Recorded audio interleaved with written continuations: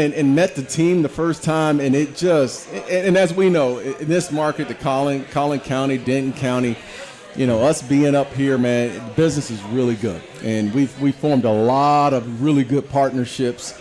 And those partnerships, continue to grow, and we continue to move forward as a company. It's a good company. I can actually speak to this just a little bit. Tyler and I were talking about this. My wife worked for Staubach Company for 10 years, right as they were getting transitioned to JLL as well. Mm-hmm. And I got to go to a lot of company events. How'd you end up in media? I was already doing that, Nick. I was already working with you at the time. Oh, yeah. And so there were times when, I got some great Roger Staubach stories, actually. It's ridiculous. But there were some times where you get around that family, and I know Steve well too. Yeah. And that whole family, they absolutely loved each other. Yeah. And the parties were a blast. It was absolute. And one of the things I loved was Roger and his guys. They were all deal junkies. Yeah. And they all loved finding a deal and chasing the deal and getting the deal done. And that's the competitive nature. Representing the client to the utmost. Yeah, absolutely. Take yourself out of it. Be a selfless servant.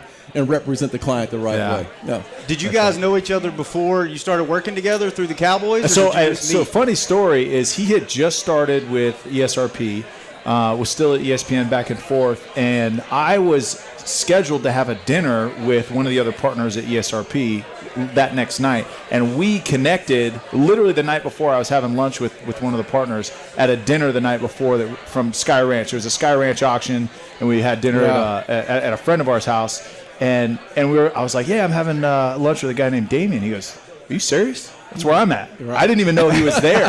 He goes, okay, yeah, you're coming with us on this train. So, and now y'all are best friends. Besties. And here we are. Here we are. No, yes. You know what? Well, this is the biggest problem I had. I had back injuries when I was playing, right? Really got back injuries now because I have to carry his butt every day. That's the problem. Yeah. He carries me, but he makes me carry his purse. So.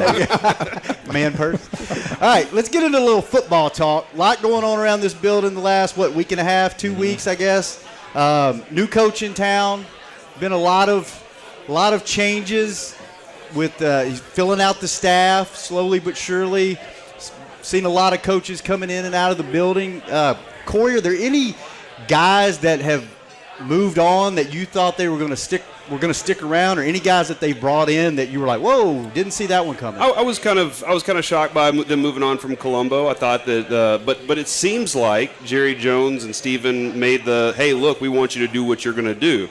And I remember Darren talking about this in one of the documentaries when Bill Parcells came in. He said, hey, I'm going scorched earth. Yes. And I was there around that time at the Cowboys website. And it seems like McCarthy was like, I'm just going to start all over because this team needs to know who to respect. And it starts with him.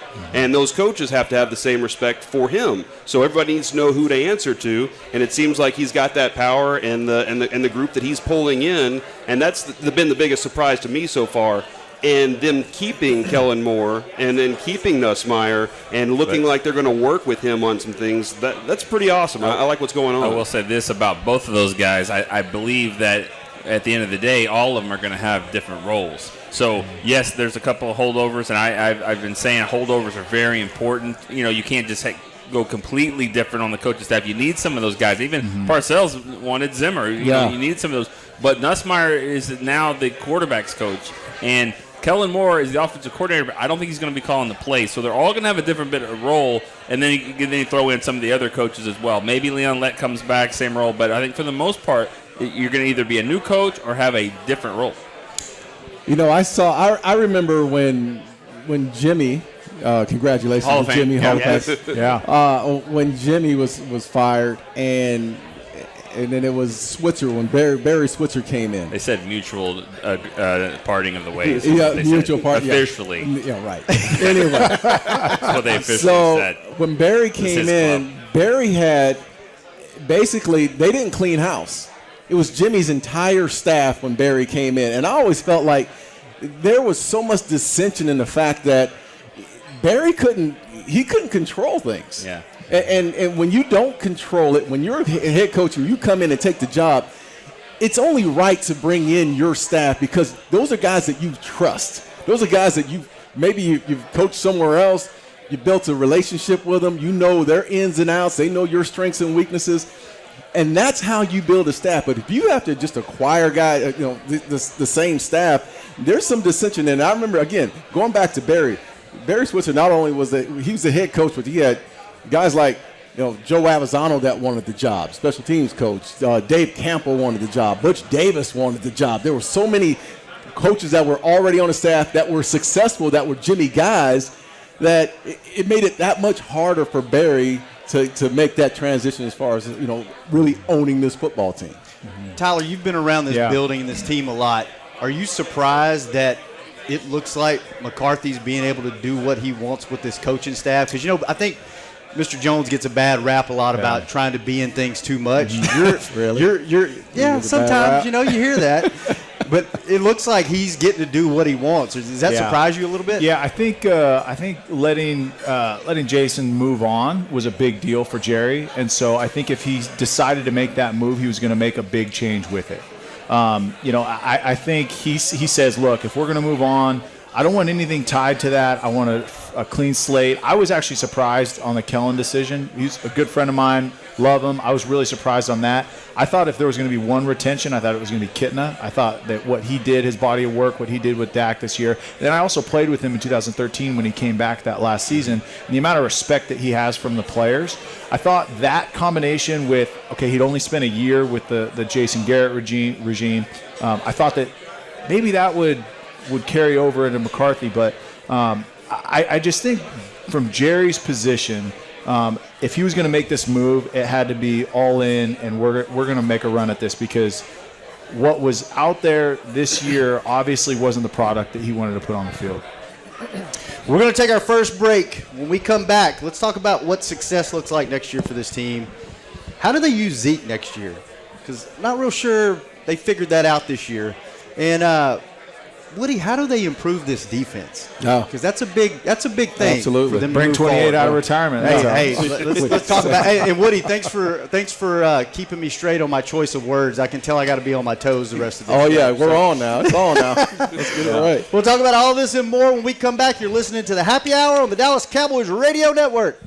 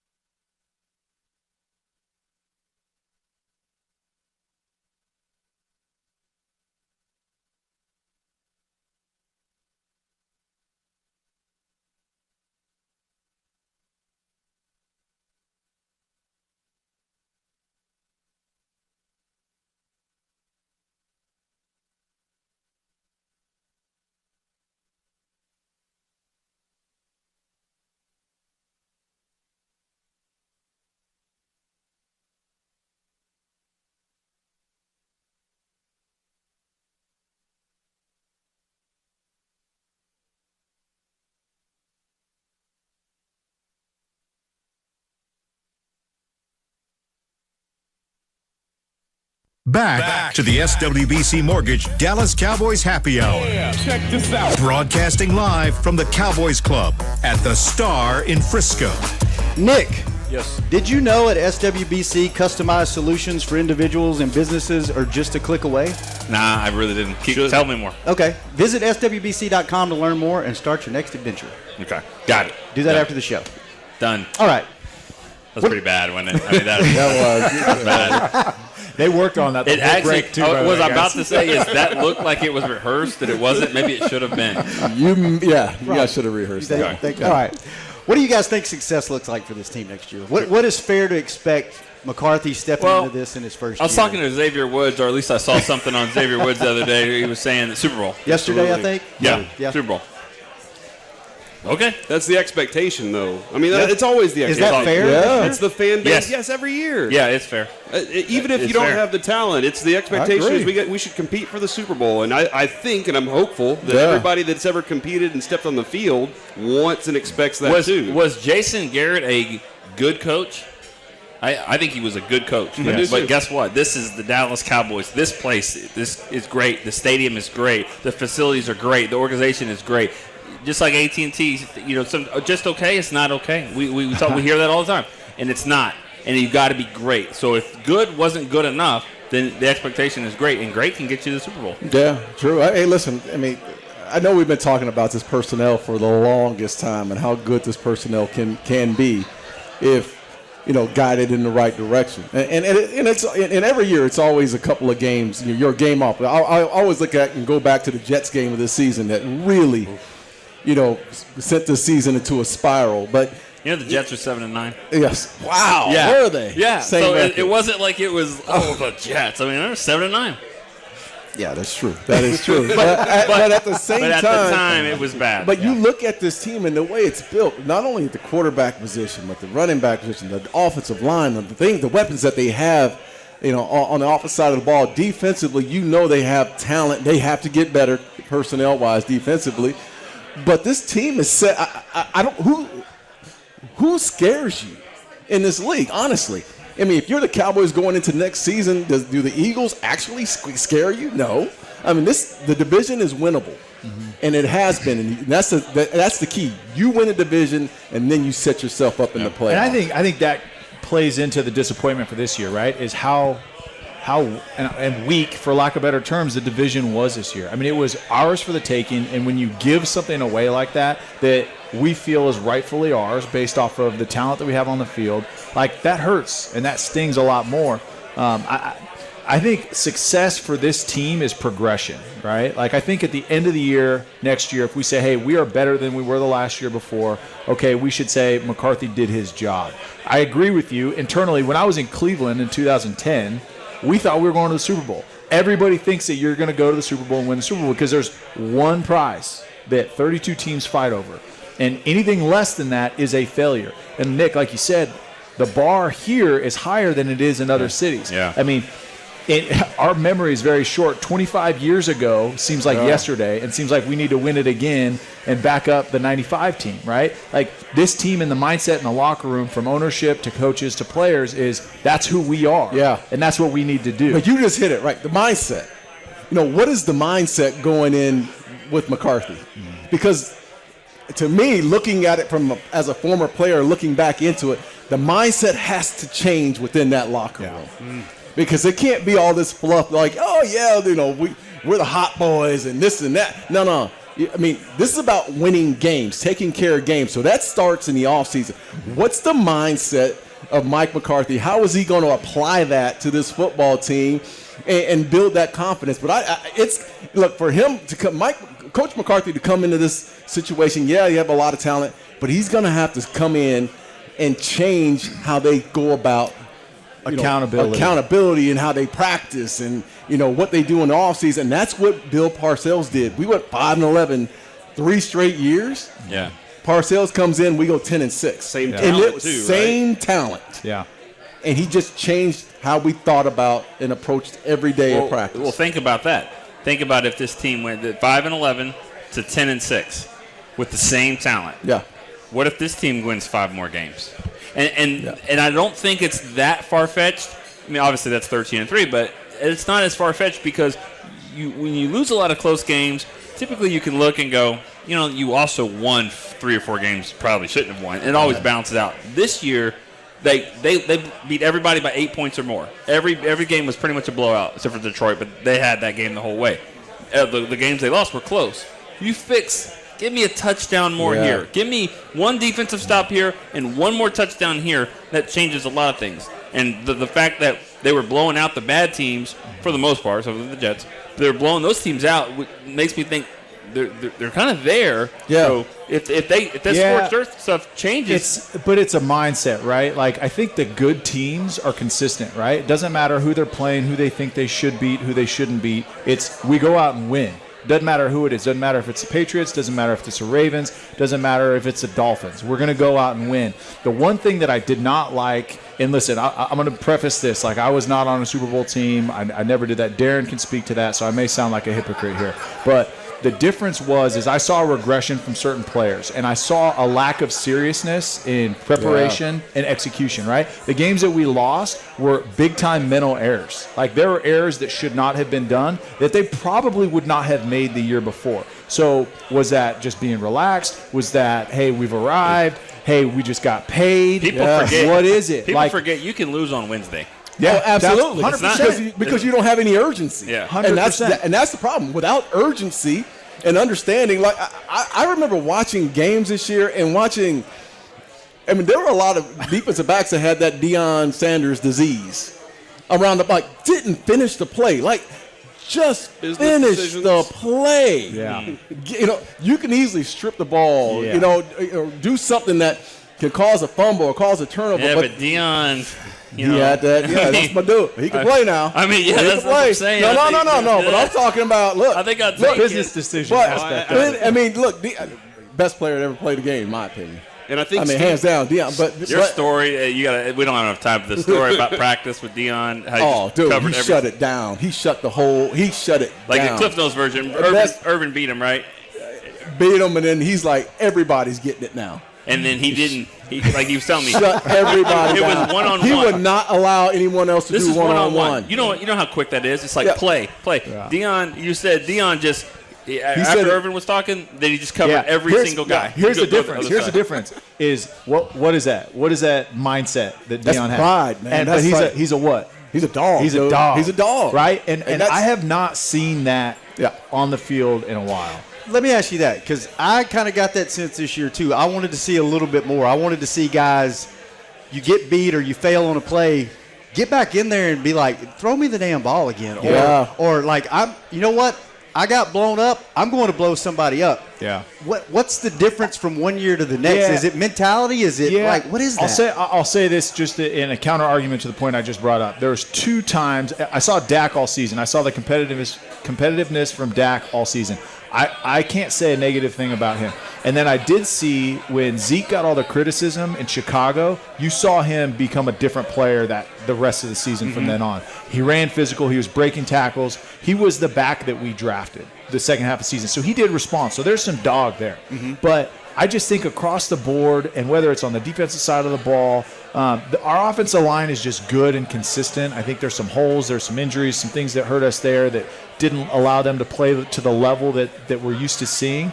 But I think on the defensive side of the ball and the receiving core, I think that we were just missing I agree, man. that dogness. And I agree. If I'm looking at the wide receivers, I mean, there were some balls that were dropped this season. And those are the little small things. It's 2nd and 9, and you drop a 5-yard pass that could make it, a 3rd and 2. I mean, it's like the little things that we saw this year as far as the inconsistency at the wide receiver core.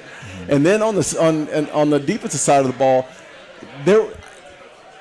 something was missing. And I don't know if it was the leadership of Tyron Crawford that wasn't there, but there was something that was missing up front. And I can remember going back to my days, we always talk about Charles Haley being, of course, Hall of Famer, made plays when someone needed to step up front and make a big play. But you had guys on the outside like Tony Tober. I mean, there was no letdown with Tober. If we had fights on the field if a guy was jogging to the ball. Yeah. I mean, that's the sense of urgency you need to have. You don't always have to like each other. Seriously, you don't. I mean, I really don't have to like you, but I have to respect you, and you got to hold each other accountable when we're out there on the football field. And it can't be Marinelli yelling at you. Exactly. About effort. Like that's not what drives you. Where does that start? Is it with the player first, or Absolutely. does the head coach have to be the guy that gets the right guys in position to manage that patrol? I think there's two parts to that, right? The accountability and preparation. Because if you put enough preparation into it, and the coach holds you accountable to put that preparation in, you can't not work your ass off on Sundays. You can't not sell out, right? But then there's the example of the leaders, right? The guys that the young players are watching on how it's done. When I came here, I watched Witt, how he went about his day, how he did everything. I watched Who else back in the day? Like when you think about all-time football leaders, because I think of three guys. It seems like.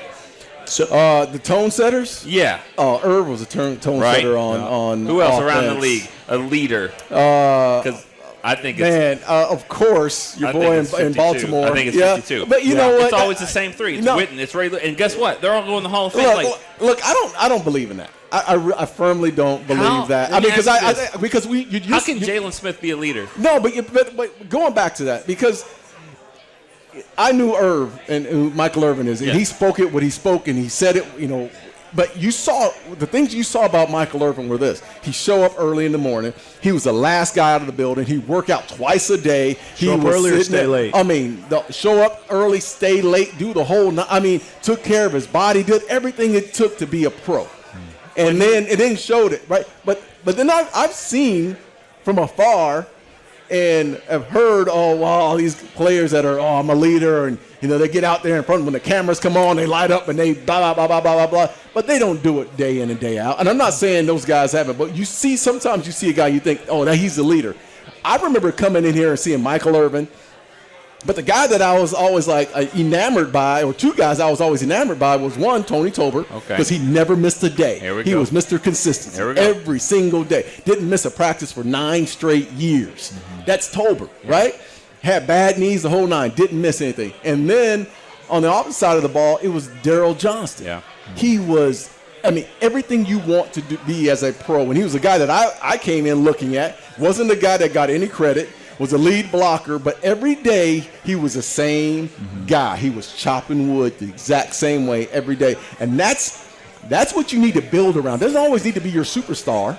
It needs to be those guys that just lay that path work every day. And I'm telling you, man, those are the two guys that I've always thought. And that's what they're missing. That's what they're missing. Because I've seen some guys that come in here. I don't want to name names, but they come in. They want to be leaders. They get up in front of everybody, and you're like, you're the third running back. Yeah. Like what? I mean, it's hard for anybody to be like, yeah, you got it, because they're not doing it on Sunday. Yeah. You got to be a star player. I always thought you had to be either a star player or at least give a star effort and set the example like you're talking about. You have to have a level of consistency. Like they have to see it. Like you can't be here for 2 years and you're sporadically playing on special teams and doing this. Like, but then it's living it, right? Like living it consistently, and guys see it. The guys cut through. Like and we'll be careful with my words here, because I was one of these guys, right? As immature as 22-year-olds are coming out of college, having a lot of money in their pocket, everybody wanting a piece of them, as immature as that is, and those guys are really perceptive on what they can see, right? They see through BS. They really do. And so from a leadership standpoint, they see through the guys that just show up and just practice. So true. And they're the first ones out of the building. But the guys that consistently do it, first ones in, taking care of their bodies, like you said, watching film when they don't have to be there, doing all the things that they don't have to do, but they do to make the team better, those are the guys that earn the respect of the team. It doesn't have to be a star player. I thought it was a problem that Michael Bennett came in like middle of the season, and then in like 3 weeks he's leading the team in a huddle and telling players what to do and all that stuff, which is fine to be a leader, but it just kind of shows that the void was there. There was a void. That's exactly right. Let's talk about that when we come back. We got to take another quick break. When we come back, let's continue that conversation. Let's talk about a little Hall of Fame talk, a little bit of that going on today, and then who do we like to make it to the Super Bowl? When we come back, you're listening to Happy Hour on the Dallas Cowboys Radio Network.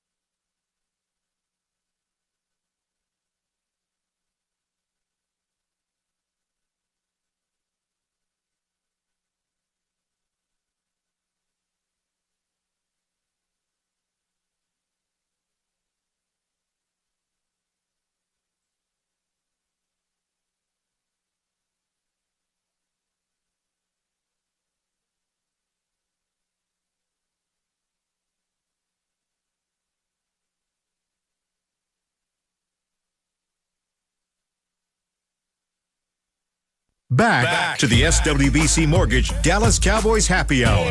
Check this out. Broadcasting live from the Cowboys Club at the Star in Frisco.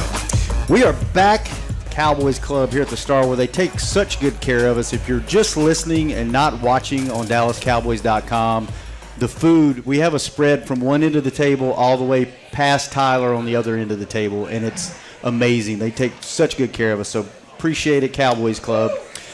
Here with Tyler Clutts, Darren Woodson, Nick Eatman, Corey Majors. I'm Shannon Gross, and we're talking about leadership. So let's continue that talk. Corey, Nick brought that up. Michael Bennett came in, and you hear about him going to the locker room and yelling and screaming after a game, and then he's breaking down the huddle the next week and stepping in. Had been here a week or two and trying to take on the role of a leader or being a leader. What were your thoughts whenever you saw that kind of taking place? Why wasn't somebody already there doing that? Why wasn't somebody already in that position, taking that on, welcoming him into that part of the family, but not letting him have to be the guy in that role? There should have already been somebody in place that everybody was following because they did the work every day. They showed up. They were on time for the meetings. They were in the meetings, maybe even conducting them because they knew as much of what was going on. And you know what? I'll be quite honest. I thought Sean Lee was always that kind of guy because he goes at it about his business that way. But he loses his job to Van Der Esch. And so does he lose some of the respect in the locker room because of something like that? And then when he's asked to step back in, maybe he can't get back on top of that leadership role that he's actually pretty good at. So I think that was, like they said, there was a void already. So they were just looking for somebody to come in and lead the pack. Did Charles do that, Haley? No. Because that wasn't his role. It wasn't his role. No, that wasn't. Nor listen, I wasn't a loud guy either. I mean, I didn't rah and I've never been a believer in all that, man. Honestly, I've seen you yell at a coach. Oh yeah, coach will get it. I couldn't believe it. I was on the field, 99 against the Vikings. Randy Moss was doing his Randy Moss thing, and you went to a defensive line coach, and I was like, wow, yeah. And he took it too. Yeah, but I think there's. Look, Darren had earned the right at that point. I guess so. But I think there's parts of it that you like. I'll give you an example. Charles Haley was just a hard football. I mean, one of the best football IQs you could ever imagine. And talk trash during the game. And halftime was funny listening to him talking to the offensive tackle. But you knew what you were getting with Charles. But then there were other guys on the football team that you expected to be a person that was more out front. Like Emmett was not a guy that was going to be a rah-rah player, but you knew what you were getting. Michael Irvin was that guy offensively that was that way. Ken Norton was a guy when I first came in the league. You talking about getting the huddle, the defensive huddle, riled up and ready to go. He's barking before the game. I mean, those are some of the guys that you had that were like that. But Wait a second here. You weren't a rah-rah guy. You told the NFL's all-time leading rusher to stop playing dominoes in the locker room. That was different. And I'm not saying that's not a rah-rah. That's just being in the locker room. Look, no more dominoes in the locker room, and Emmett was the main guy throwing them down. Yeah, but I just know I've never believed in the fact that you really had to have a guy that was just standing the Drew Brees effect. Yeah. Before every game, you get in the huddle and you got to be doing this and yelling. You don't win the game that way. No. You're not winning the game, when you walk out of the locker room and you huddle up. You win the game on Wednesday, and you win the game with consistency. That's how you win those games on Sundays. But it starts on Wednesday or Tuesday, whatever day they start practicing. I think to Darren's point, right? Like the rah-rah stuff, like the cheerleading. Like I'm gonna prepare something so that you guys get all pumped up before the game, and that lasts all of 30 seconds, and then you kick off. Yeah, and then you forget about it. Then you get hit in the mouth. Yeah, and then there's nothing wrong with seeing guys get emotional, right? Like Dez, who was not necessarily the guy that led by example, but he did lead by emotion and production, right? He'd be on the sidelines, and he would get guys, when maybe he noticed better than anybody. He and Witt were the two guys, at least on the offensive side of the ball when I was here, that sensed when there was a flatness on the sideline. Yeah. And then we need a spark. We need something to get your energy up, and that is real. And I think to Darren's point, like that's not rah-rah. Like it's okay. Hey, I sense that something's going on with the team. We're not in the right place. We need to shift in that direction. I'm not going to fix you by yelling at you, but we need a spark. And Dez and Witt were that guy here when I was here. But the transparency that we talked about earlier, right? I cut through all those celebrations. I don't like. If you make one good play out of 10 and celebrate, man, come on. Like, that's some corny stuff. It is, man. Hey, players see through that fake stuff, man. I think you had a spark, too, because, we talk about Dez. Like, what's the most memorable play from Dez in the last 5 years? The catch. Right. Yeah. Well, who scored the first touchdown of that game? Receiving touchdown, wasn't it? I thought it was you. Yeah. No, you're right. Terrence got one early. You got one in the second half. Yeah. No, it was second quarter, I believe. Anyways, it was sometime that game. Did you just fall into something or what? I remember. Receiving. Literally, I whiffed a block on Clay Matthews. I did a somersault, 2 rolls, and then Tony just put it right in the basket. You have the ball? I do, yeah. Yes. I do. Oh, yeah. No, that was for sure. I was like, I'm never getting one of these again, so I'm going to hold on tight. How many touchdowns did you get? I know Eagles. 2. I can't remember the other one. 2. Eagles on the road. What else? The Redskins. Oh, on the What road. about that one we Yeah. got hawked? Huh? No, you didn't keep that ball, did you? No, please. Yeah. Okay, yeah. Got rid of that sucker so fast. I had no idea where that ball. But look, man, I look at this team, like staying on that subject. I look at this team, and they, look, people could say what they want about DeMarcus Lawrence, and I know he didn't have the sack production that he had, but I did not dislike his effort. Yeah. Would I like to see more sacks, especially with a guy that got paid that kind of money? Yes, of course. But his effort was still there. I think they still have guys like DeMarcus Lawrence that are going to come back next year, and I think going to be even that much more, motivated to have big seasons. Yeah. And that's the guy you need to step up. DeMarcus and Jalen, I didn't think played as well this year as he had in the past. Maybe he's a guy that actually steps up and takes his game to another level. But they have the talent to do so, even through the criticism. They still have the talent to do so and get to where they want to be. Was it Michael or Troy this week that said Jimmy was able to take a group of alphas? And was it you? Yeah. It was you that said that this week? Yeah. And a group of alphas, and I don't know if the Cowboys, this team, has that many alphas right now. That you just said Tank Lawrence. Yeah, I think that Tank's offensive guy. line's kind of full of it. Look, I think Ty. Okay. Hey, we'll see. But no, look, I've always been a believer that, and Tyler said it earlier, you got to have some dogs. You got to have some guys that are just flat out people you probably wouldn't hang out with outside. You do. You're honest. We had Charles Haley. Not everybody who hung out with Nate like they do nowadays, but Nate wasn't always the nicest guy. So you're not always looking for the right kind of guy? Is that what you're saying? No, there's got to be some guys that upset. Look, I've been a firm believer that in order to have some success, you got to be disruptive. Yeah. In any part of life, you have to be disruptive, and there has to be someone who is going to break things to get it right. Mm-hmm. Jimmy was a guy who broke, as a head coach, broke things to get it right. Tony Tolbert, and the list goes on of guys who were just not happy with just mediocrity or just being okay. They wanted greatness in the locker room, and you have to have guys. Troy Aikman, by far, the guy I can tell you right now, he was never satisfied, ever. Practice could go great. He could throw 10 touchdown passes in practice, and there was something wrong.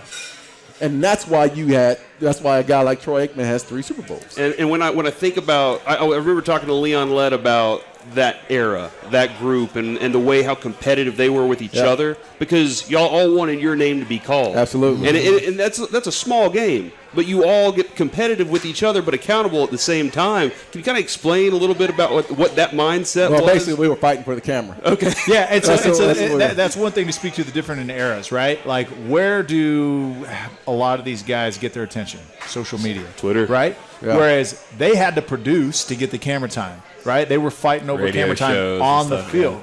But I mean, but even so, like there wasn't the national exposure, right? You didn't have radio stations being broadcasted in Fresno, California. I didn't know anything about the Cowboys. I hated the Cowboys. All I knew about was the San Francisco 49ers. That's all I cared about because that was in my market. Nowadays, I mean, we have listeners right now probably overseas listening to this. Absolutely. So the exposure and the notoriety now is exponential compared to what it was then when it was, hey, Fox or CBS on Sundays, and that's it. Like that's where you make your name, so you better show up and do it. Not, hey, I'm building my brand. I've got a PR director who makes sure that I'm posting things, at this time of day, this many times a week, and I'm pushing this product and I'm doing that. It's different. It's very different. I mean, this guy was on the side of a chiropractic van for like 37 years.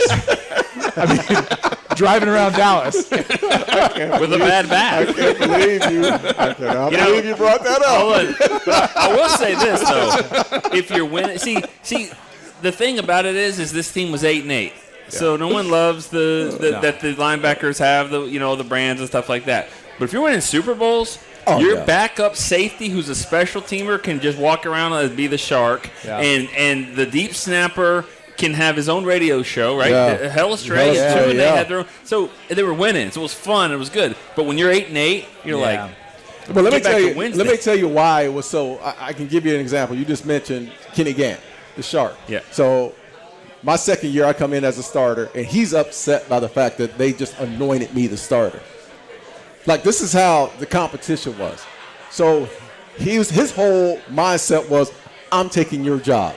You're 22-year-old second year. Why are they just giving you this spot? he was 23. No, me. No, but he was like 24. Wait, Yeah, he was 26, but he's telling me that I'm this young kid. Okay, I got you. This young punk coming in to take the spot. So why did Jimmy just give me this job? But that was the competition that was had during the week. That was every day. Best buddies. He and I loved and joked with each other. But at the same time, we were, he's trying to get my job. And then going against even like Kevin Smith. Every day was a competition with Kevin Smith, whether it be interceptions, big plays, and he and Larry Brown going back and forth. Who was the best corner? They were not shy about saying, I'm the dude. It has worked. Let's take our last break. When we come back, let's get into a little Hall of Fame talk, and if we have enough time, Super Bowl talk. This is the Happy Hour on Dallas Cowboys Radio Network.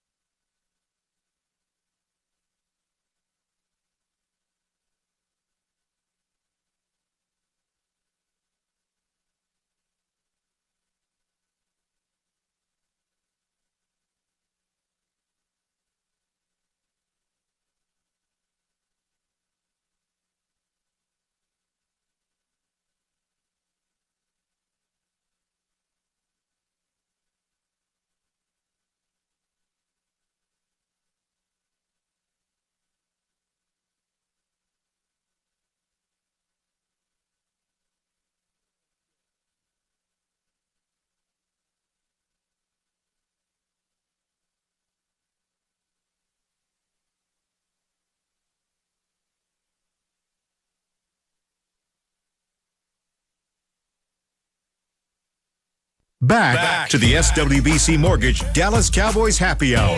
Check this out. Broadcasting live from the Cowboys Club at the Star in Frisco.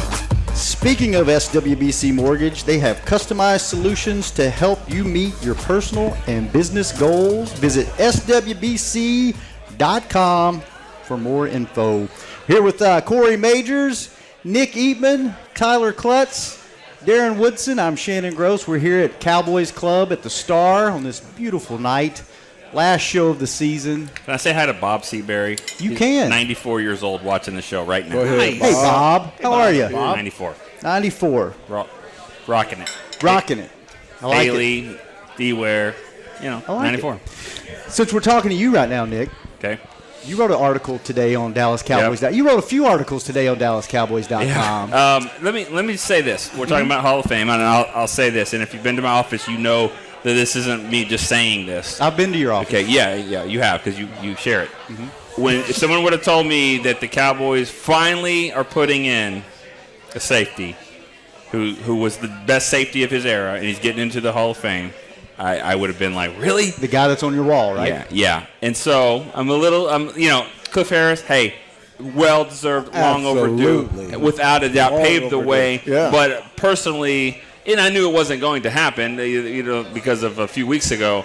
But I think it's unbelievable that Darren's not in the Hall of Fame. Agreed. And Drew Pearson as well. But I wrote it about it. This is Cliff's moment too. Cliff's waited 40 years. Yes. It's his moment. Captain Crash. So excited that he is in the Hall of Fame. But I do believe there should have been another one today in Drew Pearson. And I know I went all over the map there, talking to different subjects. Let's stick with Cliff Harris. Safety. I'm sure that you had some interactions with him in Dallas. Yeah, here. still do. Talked to him today. As a matter of fact, he congratulated him on being inducted to the Hall of Fame or going in. But Cliff was a guy. Charlie and Chris were guys that were around a lot when I came in the league, and always showed me love. Always patting me on the back, giving me advice on things. Not just on the field, but off the field as well. And I remember growing up as a kid and watching Cliff Harris and Charlie Waters. I mean, I remember sitting there and I hated the Cowboys at the time. And those two. So much Cowboys hate on this show right now. But you know what? They convert us. You come inside the building, they'll convert us for life. It's called getting a check from Jerry Jones, and that's how you get converted. Who was your team, Woody? I was a Steelers fan growing up. Yeah, but we didn't have a team in Phoenix, so the Cardinals weren't there. So my sister loved the Steelers, and she was 7 years older than I was, and she used to beat me up and make sure I was. But anyway, different story. But that was, watching those two play, at a high level all those years, and just watching the man who Cliff Harris is. Mm-hmm. He's always been a genuine guy, never complained about not getting into the Hall of Fame. And he was so deservingly back in the 80s. Yeah. When his time was up, he should have been a Hall of Famer back then, and he waited out his time. But, today is his day, and I understand there's a lot of frustration. I'm frustrated by the fact that Drew didn't get in. Yeah. There's a lot of anger around town about Drew not getting in, but I do want to just make sure that, hey, listen, let's pay our respects to Cliff, because this is his day as well. Mm-hmm. Yeah. Corey, I'm sure you guys talked about it today on your show. Yeah, as a matter of fact, we had Drew on the show at 10 o'clock this morning, and I love the line that he said, look, getting in the Hall of Fame is the icing on the cake. Being a Cowboy is the cake. And so having that respect for the organization and what he's done, he's still hurt by it, obviously. And, he said, I'm not going to give up on getting in there. We also had Rick Goslin on earlier today. And I thought, because he was in with that committee, and it was something that kind of shocked me was he said, this was the first time that Drew's name has been put in the room. Mm-hmm. And when he said that, he was making this point of, now that his name's in the room, it means so much more. To me, it was shocking that his name had never been mentioned before. Right. And I guess that because they had players come through, it became, we got to, hold on, this guy doesn't get in yet, and they were trying to get other people through. But it was super shocking to hear that his name had not been mentioned in Hall of Fame yet. That being said, 2 Cowboys went in with this class. And there were 2 Bears and 2 Steelers, I believe, as well. And there just wasn't going to be 3. And I'm hearing, from what I understand, there will be more discussion about him next year as the room is opened up even more for those guys. Who was the other Cowboy that got in? Jimmy Johnson. Oh, okay. What'd you think about that, Woody?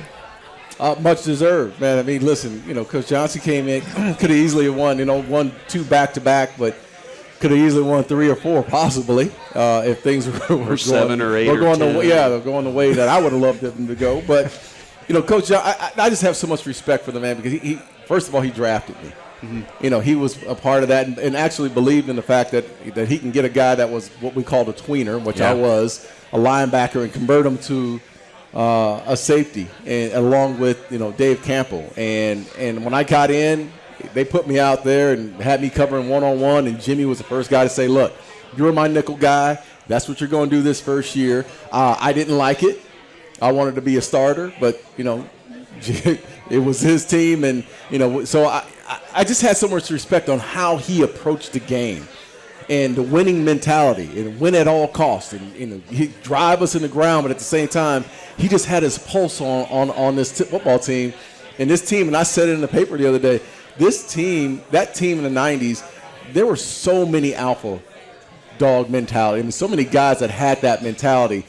And I don't know if there was a coach on earth at that time could feel the pulse of that football team and control those kind of alpha dogs the way Jimmy did. And that's the reason why we were Super Bowl champs. And I think just watching from afar, because I think when I was watching you play, I was like 2 or 3. But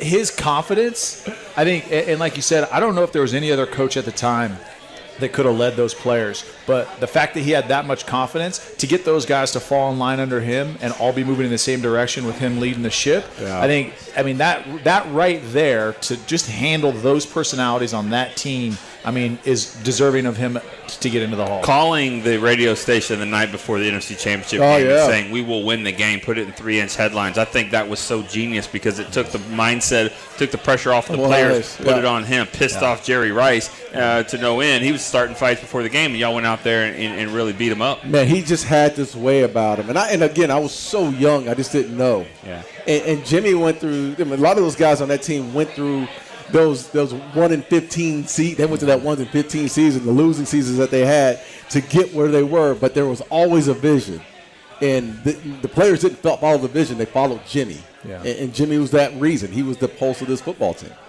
Real quick, we got less than a minute. Corey, who do you like for the Super Bowl? I'm going to say the Chiefs, and I'm changing it now. I'm going to say the Titans and the Packers. Nick, I go with the Chiefs and the 49ers. Yeah. Agreed. Chiefs and Niners. Chiefs, Niners. I'm going to go Titans, Niners. Ooh, going with the run game and the defense, huh? Yep. No, nobody wants Aaron Rodgers. Well, we've read they that. don't have Mike McCarthy, so they can't win. It's true. Well, fellas, this has been awesome. This was a great night to close out the show. Tyler, thank you for being Thanks here. for having us. Woody, thanks for being here. brother. Nick, Corey. I was here. It's a pleasure closing out the year with you guys. This has been the Happy Hour on the Dallas Cowboys Radio Network.